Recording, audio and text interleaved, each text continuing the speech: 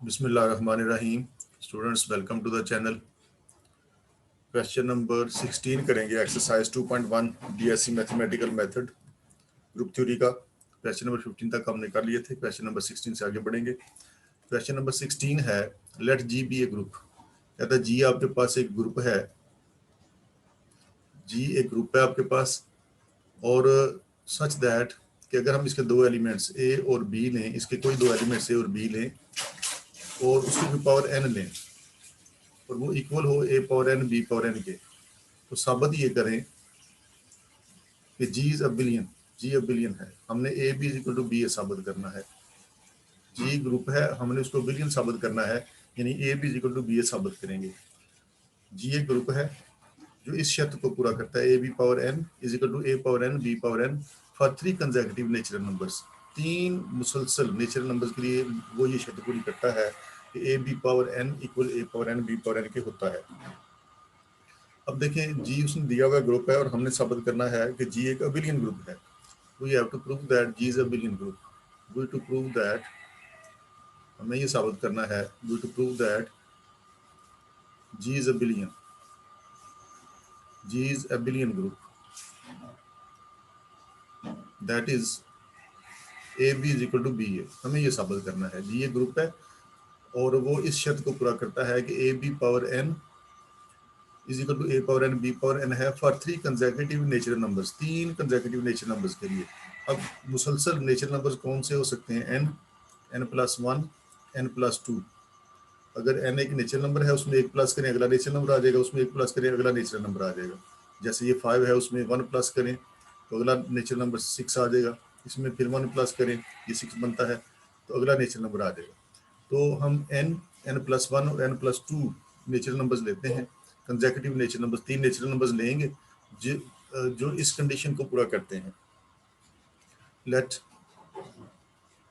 N, N plus one, N plus two be 3 consecutive natural numbers, be 3 consecutive natural numbers। फर्ज किया कि ये है वो 3 कंसेक्यूटिव नेचुरल नंबर्स जो इस कंडीशन पे पूरे उतरते हैं। तो इसका मतलब है कि ए बी पावर एन के लिए भी ये कंडीशन होल्ड करती है। इसको नंबर 1 का नाम दे लेते हैं। इसके लिए एन प्लस वन के लिए ये कंडीशन होल्ड करती है, A B power N plus one, यानी एन जो है अंदर जाके दोनों की पावर के साथ लग सकता है, यही उसने दिया हुआ है। ये भी इस कंडीशन को पूरा करता है, फिर एन भी करता है, एन प्लस वन भी करता है और ये भी इस कंडीशन को पूरा करता है। A B power N plus two, ए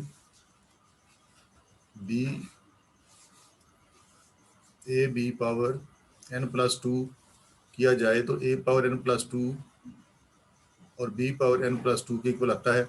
ये उसने बात बताई हुई है कि यहाँ तक तो ये बात सारी उसने बताई हुई है कि जी एक ग्रुप है, साबित करना है कि ये बिलियन ग्रुप है, जबकि जी जो है वो इस कंडीशन को पूरा करता है 3 कंसेक्यूटिव नेचुरल नंबर्स के लिए। तो हमने 3 कंसेक्यूटिव नेचुरल नंबर लिए, N, N plus one, N plus two, उनको इसमें लगाया। एन की जगह पर तो एन ही आ गया, फिर एन की जगह पर एन प्लस वन लगाया, ये कंडीशन हो गई, फिर एन की जगह पर एन प्लस टू लगाया तो ये आ गया।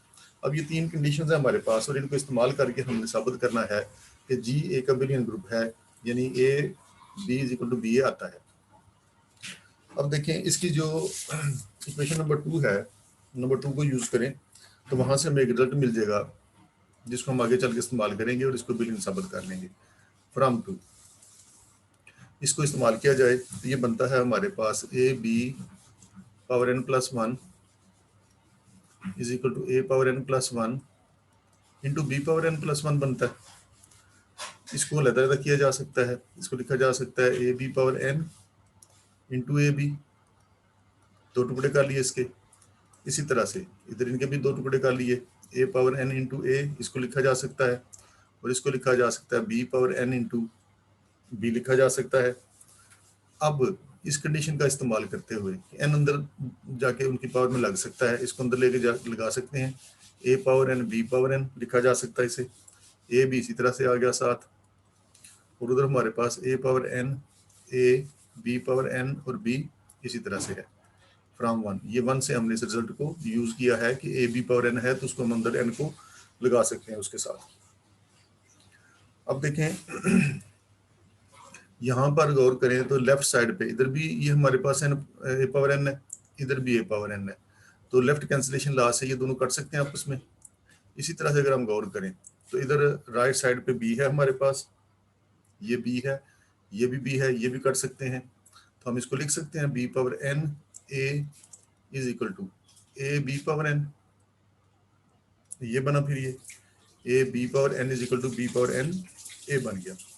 अब इसको लिखेंगे by left and right cancellation laws, left और राइट कैंसिलेशन लॉ का इस्तेमाल किया, ग्रुप में ऐसा किया जा सकता है। तो यह है हमारे पास ए पावर एन से ए पावर एन कट गया, जब इनवर्स लेंगे लेफ्ट साइड पे, बी से ये बी कट गया क्योंकि ये भी राइट साइड पे है, तो ये दोनों कट जाएंगे आपस में, तो बाकी हमारे पास ये एक रिजल्ट आ गया। इस रिजल्ट को हम इस्तेमाल करेंगे, ये जो रिजल्ट आया है हमारे पास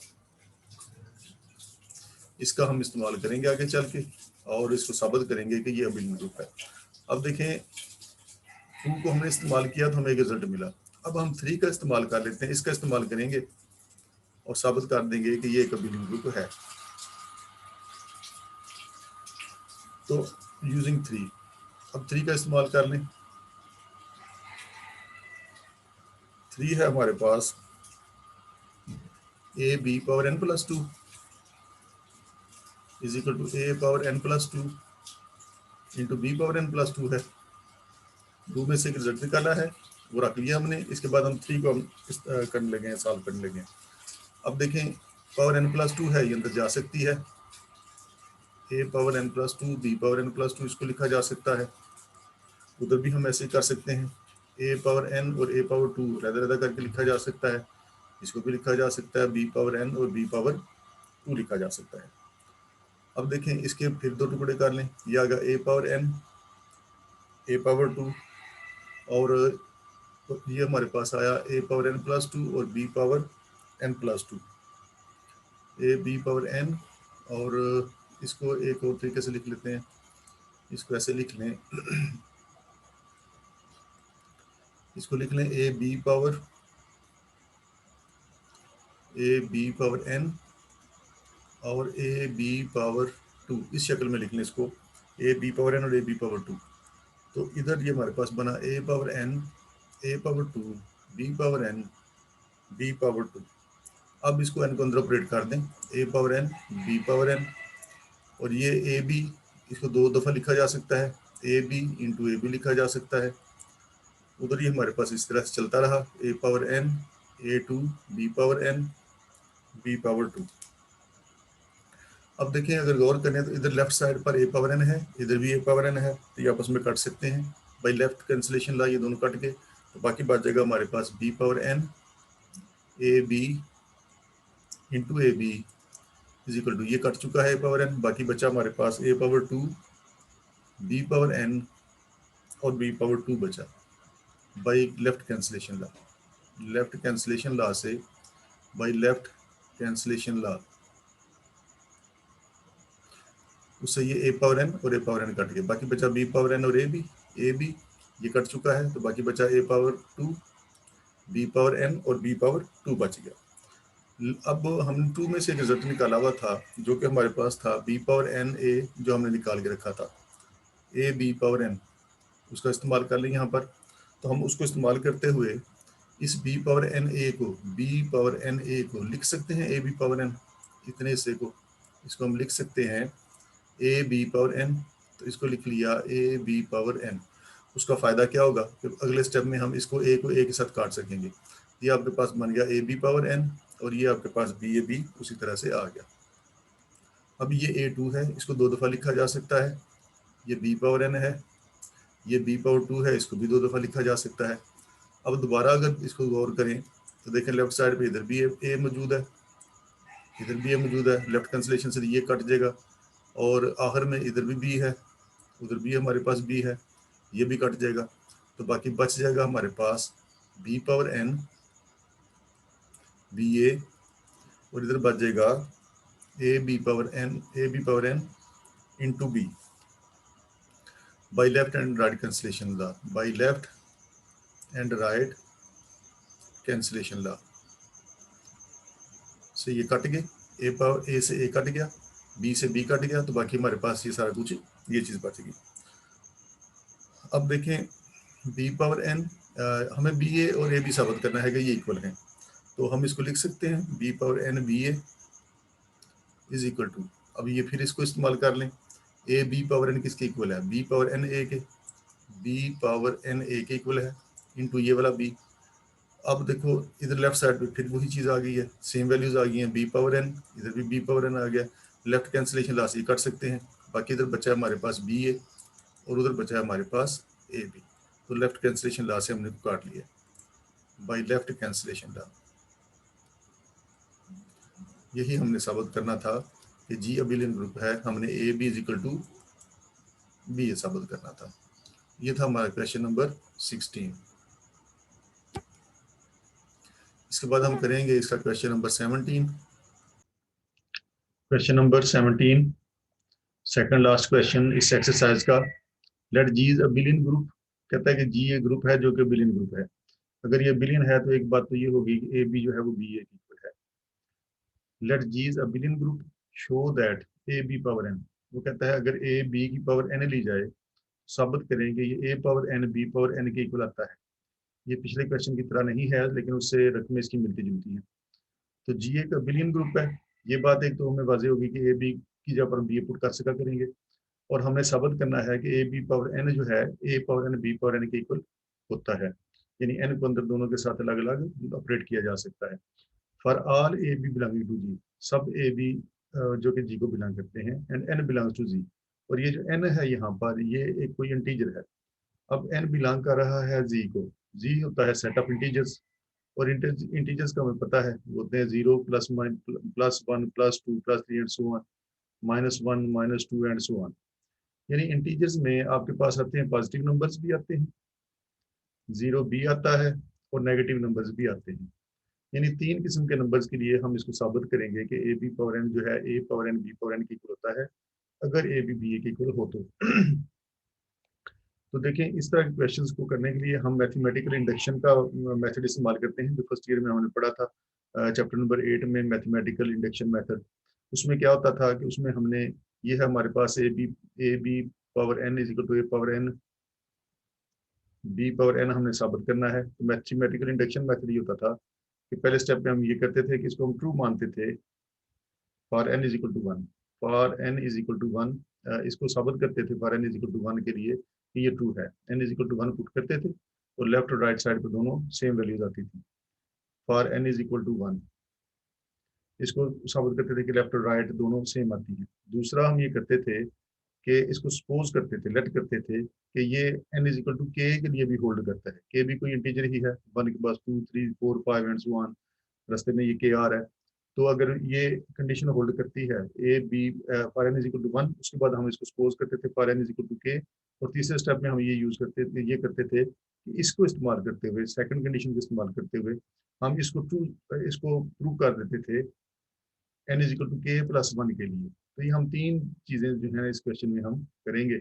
मैथमेटिकल इंडक्शन से हमें ये करना पड़ेगा क्योंकि सेट ऑफ इंटीजर्स को एन बिलोंग कर है, और इंटीजर पॉजिटिव भी है नेगेटिव भी है जीरो भी उसमें शामिल है, तो तीनों के लिए हमें अलग अलग से ये साबित करना पड़ेगा। तो पहले हम इसके लिए पॉजिटिव वैल्यूज के लिए कर लेते हैं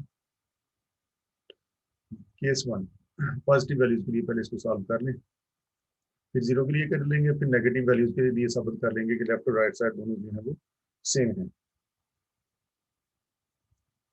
case one, when N is positive, जब एन कोई पॉजिटिव नंबर हो, हमें साबित करना है कि A B power N, we to prove,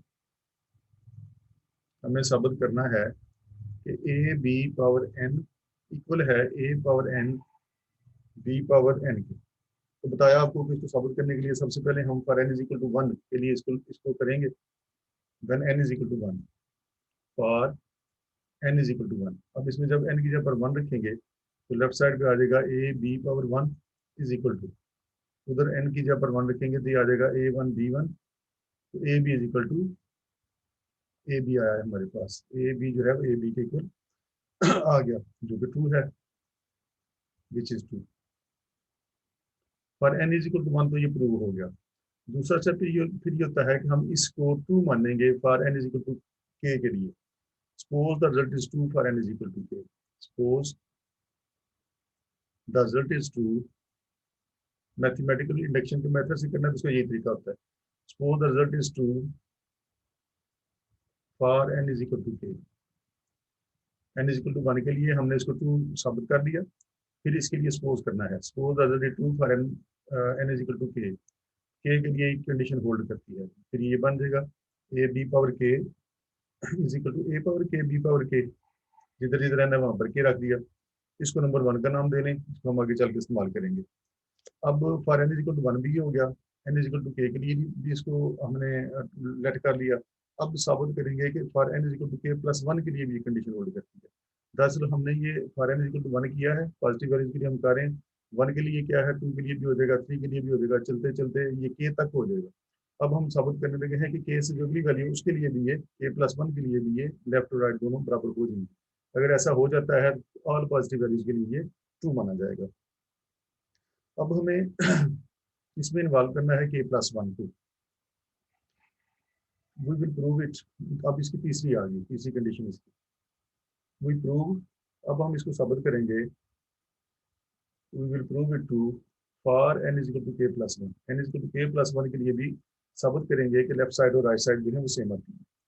तो for N is equal to K plus 1 लाने के लिए हम इसी को मल्टीप्लाई कर देते हैं ए बी के साथ, तो ये बन जाएगा ए बी पावर के प्लस 1 बन जाएगा मल्टीप्लाइंग बाई ए बी। तो ए बी के साथ इसको मल्टीप्लाई कर लेते हैं, ए बी पावर के है ये, इसको ए बी से मल्टीप्लाई कर दिया, इधर किया है तो फिर उधर भी करेंगे, ए पावर के बी पावर के, इसको भी मल्टीप्लाई कर दिया ए बी के साथ, इसको भी मल्टीप्लाई कर दिया ए बी के साथ। ऐसा करने से क्या हुआ, ये हमारा बन गया ए बी और ए बी मल्टीप्लाई हो गया के प्लस 1, ये आ गया के प्लस 1। उधर आया हमारे पास A power K B power के, ए power K B power K into ए इंटू बी, इसको लिखा जा सकता है क्योंकि ये जी एक ग्रुप है और ग्रुप में एसोसिएटिविटी होल्ड करती है, तो हम ब्रैकेट की तरतीब बदल सकते हैं। हमने इन दोनों को ब्रैकेट लगा ली, बी पावर के और ए, इसको हमने इकट्ठा कर लिया। अब देखें ये वाली साइड हमारे पास बन गई ए पावर के इंटू, इसको लिखा जा सकता है ए बी पावर के, क्योंकि जी अबिलियन है, बिकॉज जी इज अबिलियन, क्योंकि जी अबिलियन है, ये उसने दिया हुआ है कि जी अबिलियन है। अबिलियन है तो A B equal to B होता है, तो हम इसकी तरतीब बदल सकते हैं, B power K into A है, ए बी पावर के लिख लेंगे। फायदा इसका क्या होगा कि अब ए पावर के और ए मिलकर ए पावर के प्लस 1 बन जाएंगे, तो ये बन जाएगा हमारे पास ए पावर के प्लस 1 के प्लस 1, और वो बन जाएगा ए पावर के प्लस 1 और ये बी पावर के और ये मिलकर बी पावर के प्लस 1 बन जाएगा, ये बन जाएगा बी पावर के प्लस 1। देख लें हमने साबित कर दिया कि ये कंडीशन होल्ड करती है, ए बी पावर के प्लस 1 हो भी इक्वल आ जाता है पावर के प्लस 1 इंटू बी पावर के प्लस 1 के, तो कंडीशन ये भी कंडीशन होल्ड कर गई है। अब हमने इसको पॉजिटिव वैल्यूज के लिए तो साबित कर दिया है कि ये तीनों कंडीशंस होल्ड करती हैं। For N is equal to 1 ये ट्रू आया है, लेफ्ट और राइट दोनों साइड सेम आई है। For N is equal to K लिए हमने इसको ट्रू माना है और उसी को इस्तेमाल करते हुए हमने इसको साबित कर दिया है। For N is equal to K plus 1 के लिए भी इसको ट्रू साबित कर दिया है। अब बाकी रह गया 0 के लिए और इसके लिए नेगेटिव वैल्यूज के लिए हम इसको प्रूव करेंगे। केस 1 में हमने इसको पॉजिटिव वैल्यूज के लिए प्रूव कर लिया, अब 0 के लिए करेंगे और फिर नेगेटिव वैल्यूज के लिए करेंगे। Case 2, when n is equal to 0, अगर n इज इक्वल टू 0 रखें इसमें तो हम देखेंगे कि क्या लेफ्ट और राइट साइड पे दोनों सेम आंसर्स आते हैं। अगर n की जगह पर 0 रखें तो लेफ्ट हैंड साइड इसकी जो कि ए बी पावर n है, जो कि ए बी पावर n है, ये बन जाती है ए बी, n की जगह पर 0 रखेंगे यहाँ पर, ये 0 हो जाएगा ए, तो ए बी पावर 0 1 के इक्वल आ जाएगा। और राइट साइड के लिए इसको सॉल्व करें, राइट साइड पे है A power n B power n, यहाँ पर जब 0 रखेंगे n की जगह पर तो ये आ जाएगा हमारे पास A power 0 into B power 0, A power 0 भी 1 के इक्वल, बी पावर 0 भी 1 के इक्वल, तो 1 इज इक्वल टू 1। तो लेफ्ट और राइट दोनों साइड जो हैं वो सेम आ जाती हैं, लेफ्ट साइड और राइट साइड दोनों इक्वल आ गई, यानी n इज इक्वल टू 0 के लिए ये भी होल्ड कर गया है, इन पॉजिटिव वैल्यूज के लिए भी कर गया है, 0 के लिए भी कर गया है। अब हम इसको प्रूव करेंगे नेगेटिव वैल्यूज के लिए। अब जब नेगेटिव वैल्यूज़ के लिए इसको करेंगे, उसको हम बनाएंगे केस नंबर 3, और नेगेटिव वैल्यूज़ के लिए इसको प्रूव करेंगे कि इसकी लेफ्ट साइड और राइट साइड दोनों सेम आती हैं। Case 3 for negative values when n is a negative integer, when n is, जब ये पावर जो है when n is a negative integer, ये कोई नेगेटिव इंटीजर होगा तो क्या फिर भी उसके लिए भी ये होल्ड करता है या नहीं करता है, इसके लिए भी चेक करेंगे हम। तो नेगेटिव नंबर लेना है हमने कोई, let n is equal to minus m ले लिया, नेगेटिव नंबर ले लिया। m जो है वो खुद जाती तौर पर ये पॉजिटिव है, 2 हो सकता है, 4 हो सकता है, 6 हो सकता है, लेकिन जब उसको यहाँ पर पुट करेंगे तो इस माइनस की वजह से वो नेगेटिव नंबर बन जाएगा, और यहाँ पर लिखेंगे कि m इज पॉजिटिव, m खुद जाती तौर पर यहाँ पर पॉजिटिव है। तो हमने एक नेगेटिव नंबर ले लिया है, तो लगाते हैं इसकी left side, left hand side में। लेफ्ट हैंड साइड है हमारे पास A B power N, A B power N. तो इसमें फिर n की जगह माइनस m लगा सकते हैं, ये आ जाएगा A B power minus m आ जाएगा, ये बन गया। इसको लिख सकते हैं A B power -1 whole power m, इस तरह से लिखा जा सकता है। अब हमें पता है कि ए बी का जो इन्वर्स होता है, ये पिछले क्वेश्चन में हमने इस्तेमाल किया, वो इक्वल होता है बी इनवर्स ए इनवर्स के, इसको यूँ लिखा जा सकता है।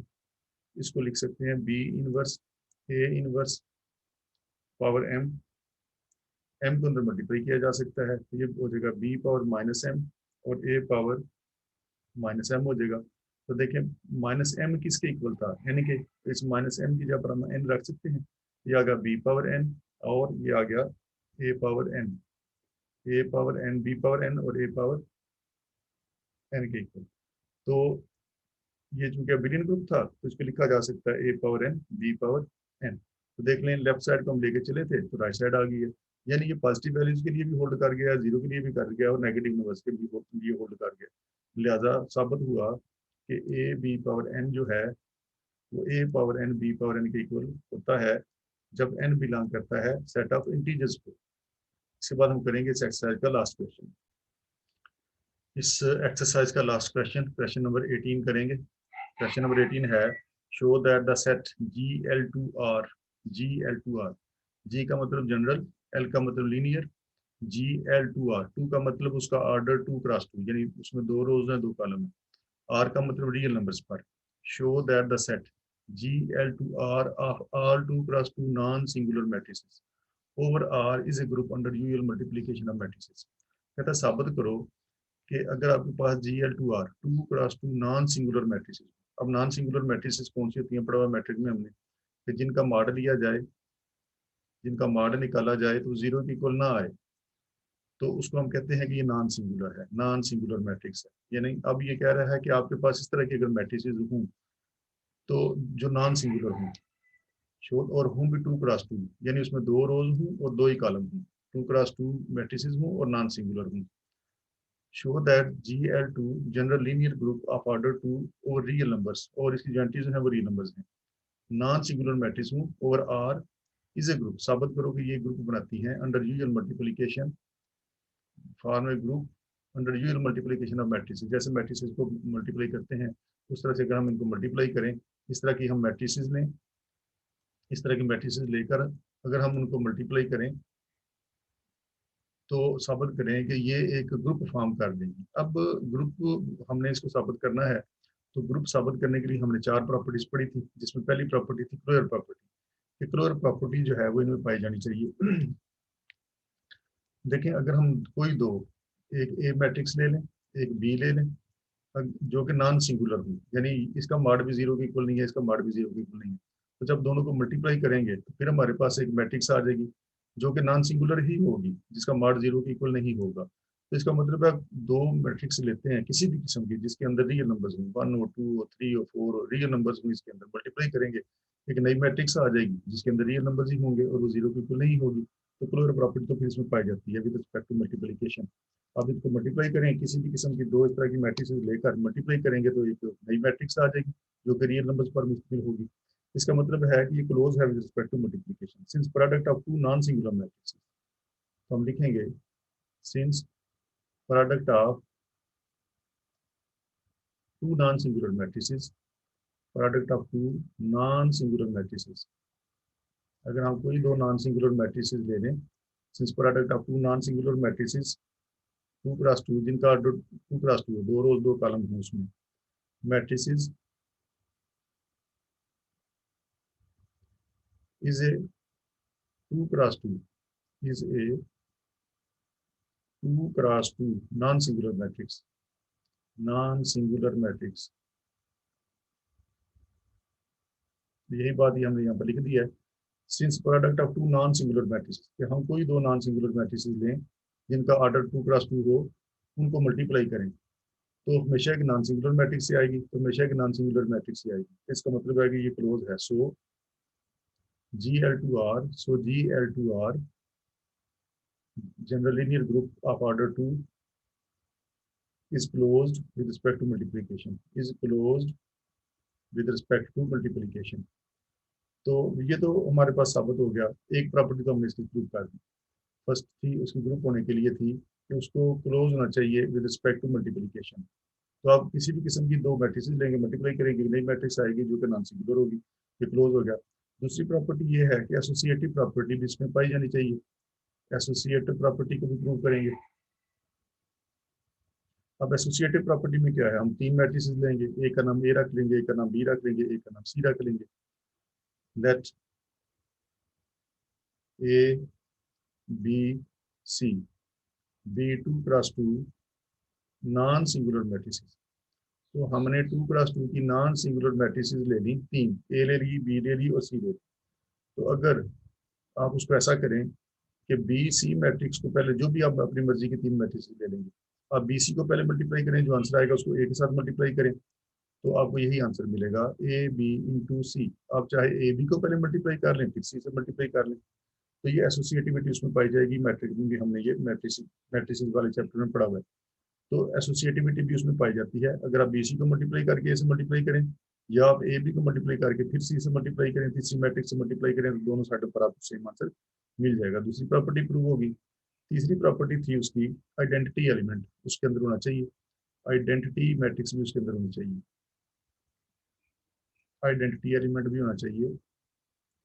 पहली थी क्लोज होना चाहिए उसको with respect to multiplication, close है, एसोसिएटिव भी है। तो क्या इस तरह की कोई आइडेंटिटी एलिमेंट मैट्रिक्स भी मिल सकती है? तो देखिए आइडेंटिटी मैट्रिक्स मिल सकती है। 1001 आइडेंटिटी मैट्रिक्स होती है। अंदर क्या है, इसके रियल नंबर्स हैं, 2x2 है, सारी कंडीशंस को पूरा कर रही है। इसका मतलब है आइडेंटिटी एलिमेंट जो है, आइडेंटिटी मैट्रिक्स जो है वो भी हमें मिल जाएगी। I2, इसको I2 का नाम देंगे क्योंकि हमने इसके 2 रोज 2 कॉलम लिए। इसका ऑर्डर है 2, 2 रोज हैं इसमें, 2 कॉलम है। तो ये आइडेंटिटी मैट्रिक्स जो है वो आइडेंटिटी होगी, इज आइडेंटिटी एलिमेंट, ये आइडेंटिटी एलिमेंट होगी of group of linear of order 2 over R के।